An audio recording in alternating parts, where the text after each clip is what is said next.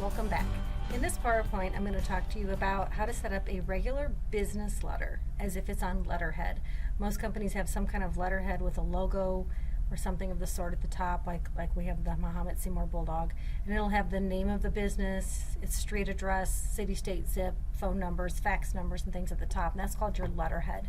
It's usually in color. And so that's a regular business letter format that we're going to learn. If it's a personal business letter, it's a little bit different because it's on plain paper because you're sending it.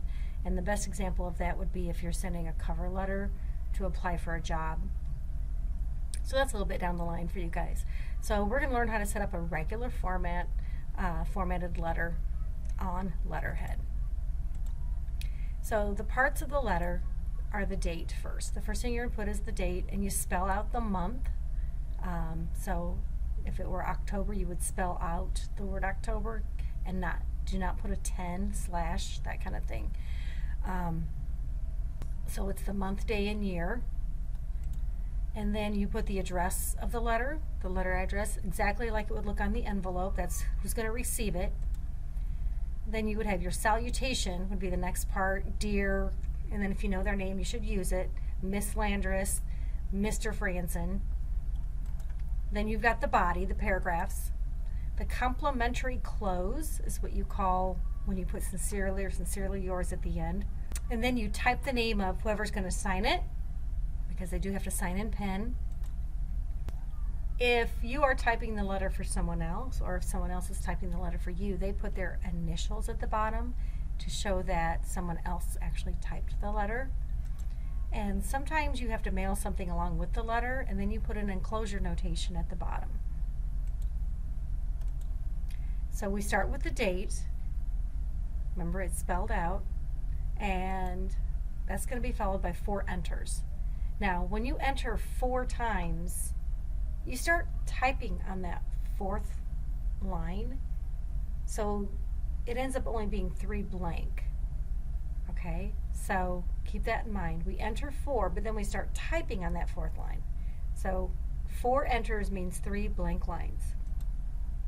The letter address has a double space after it, 2 enters. That's DS, DS for double space. The salutation has a double space after it. The body of the letter has a double space between the paragraphs. Complimentary close has 4 enters after it again, but this is so they have room to sign their name.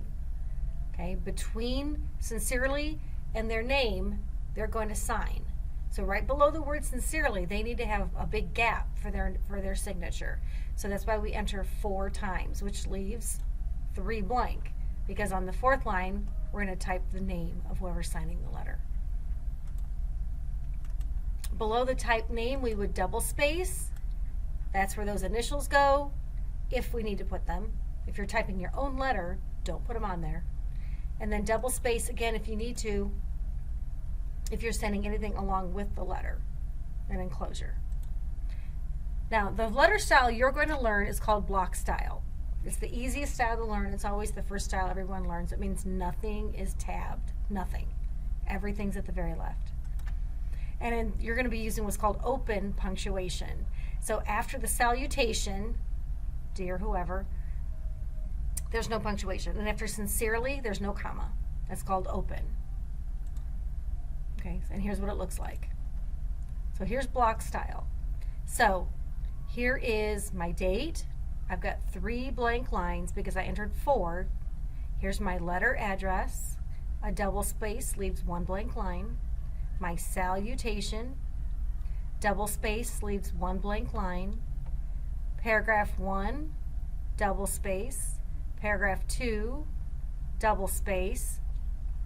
Complimentary close, 3 blank lines because we entered 4, and here is the name of whoever's going to sign the letter. Okay, notice I didn't put initials and enclosure on this one. Block style, everything's at the left. Open punctuation means there's nothing here and there's nothing here. Now look closely because I'm going to switch to the other letter style so you can just see it. It's called modified block, which means we move a couple things over. Ready? Boom, there we go. Modified block moves over the date and these closing lines to the halfway point. So you set a tab at 3 or 3.25 inches and you tab over.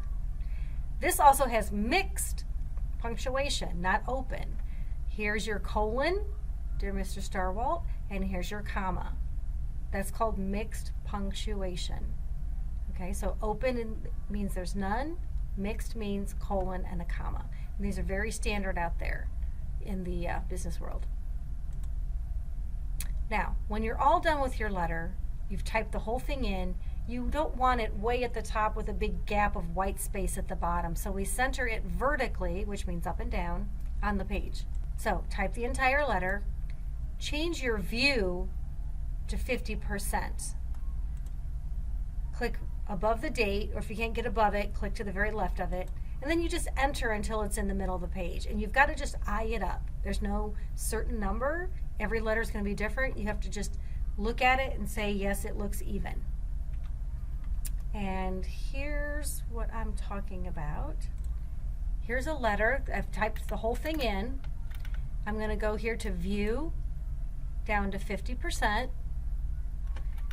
Okay, I'm going to make sure I'm at the very top. See how I'm at the left of the date, and it's blinking right there.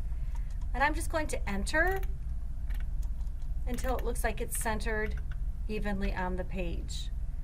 I'm going to enter one more. So now I've got the same amount of white space at the top as I have at the bottom. That is centering vertically. So now you're ready to go to the assignments online or in the red binder and start with typing your first practice letter in block style with open punctuation.